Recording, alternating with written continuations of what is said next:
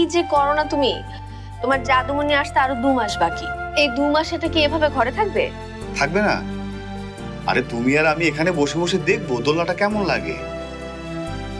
জানলার দিকে দেখো, জানলা দিয়ে চাঁদের আলো এসে পড়বে এখানে। ফুটফুটে চাঁদের আলোয় আমাদের বিভ্রম হবে। মনে হবে চাঁদের আলো মেখে আমাদের জাদুমণিটা শুয়ে আছে এখানে। তুমি মাস্টারি ছেড়ে খাতা কলম নিয়ে কবিতা লিখতে বসো, তারপর সেগুলো শহরের পত্রিকাগুলোতে পাঠাও। দেখবে কবি হিসেবে তোমার খুব নাম হবে। কত কিছুই তো ছেড়ে এসেছি। আমি আমার কবিতা, তুমি তোমার গান।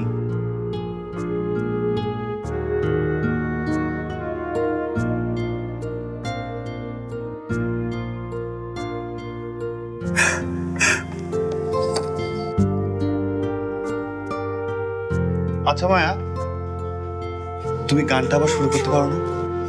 উফ, এই 2 বছরে তুমি আমাকে আসল নামে ডাকলে না। বাবা কত শখ করে ফুলের নামে নাম রাখলো জেসমিন, আর তুমি সে বাসর থেকে আমাকে ডাকছো মায়া।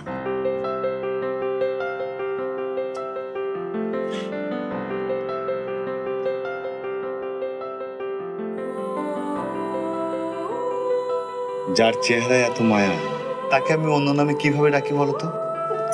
ডাকো, তোমার যে নামে খুশি সে নামেই ডাকো। আমি তো আমাদের জাদুমণিকে কি নামে ডাকবো তাও ঠিক করে ফেলেছি। কি নামে? কথা। কথা? কথা তো মেয়ের নাম। তুমি জানো আমাদের মেয়ে হবে। আমার মন বলে তোমার মতো আরেকটা মায়া আসবে আমাদের কোলে। সারাদিন ফটর ফটর করে কত কথা বলবে। মা এটা দাও, ওটা দাও, এটা চাই, ওটা চাই। বাবা ঘুরতে যাব, বের করতে যাব। উফ, এটা কি?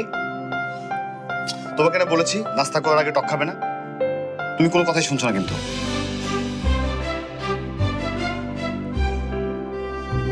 তোমার কথা হোক, তারপর কথার কাছে নালিশ করো। আমি আর কোনো কথা শুনছি না তোমার। কি সুন্দর দিন ছিল আমাদের, কি সুখের দিন ছিল। কথার বাবা একটা স্কুলে ছোট্ট চাকরি করত, কতই বা বেতন পেত, কিন্তু জানো আপা, আমাদের সুখের কোনো ঘাটতি হয়নি। আমাদের চাওয়া ছিল কম, পাওয়া ছিল অনেক বেশি। গাছে একটা ফুল ফুটলে আমরা অনেক খুশি হতাম, ঝুম বৃষ্টি হলে আমরা আনন্দে মেতে উঠতাম। ফজলু মাঝে মাঝে জোরে জোরে কবিতা পড়তো, রাত জেগে জেগে জ্যোৎস্না স্নাত হয়ে সেগুলো শুনতাম। আর কখনো কখনো ফজলু খুব অনুরোধ করলে আমি কখনো গাইতাম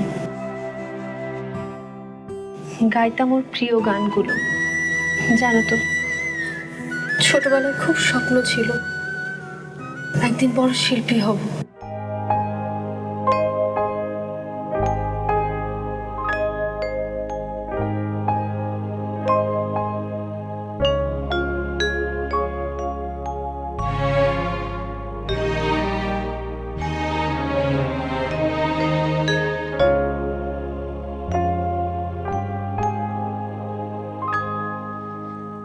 আধেকো ঘুমে নয়ন চুমে স্বপ্ন দিয়ে যায়, শ্রান্ত ভালে যুথির মালে পরশে মৃদু বায়,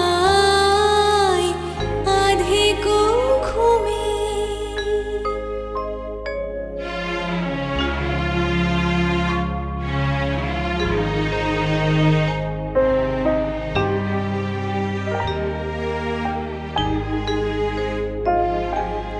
বনের ছায়া মনের সাথী, বাসনা নাহি কিছু, পথের ধারে আসন পাতি, না চাহি ফিরে পিছু। বেনুর পাতা মিশায়